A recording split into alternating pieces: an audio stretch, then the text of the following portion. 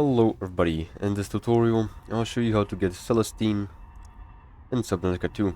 This is especially useful for crafting the modification station on which, as you can see, you'll need 2 times Celestine.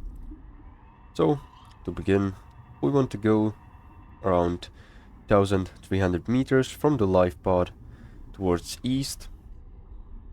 Once you see this researched outpost, you can go ahead and go towards this direction. You don't need to have a depth upgrade on your tadpole, so don't worry. But along the way you'll see a Leviathan in a giant canyon, which you need to look out for. So you can go ahead as I'm going, make sure to watch out for these things. You can also disable their attacks by using the sonic resonator, as I'm going to show you. Just like this, and they are going to leave you for a bit.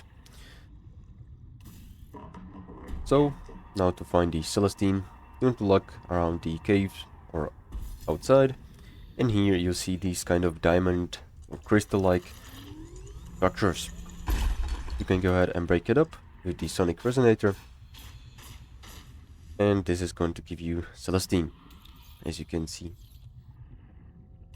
So this is pretty much all, how to get it.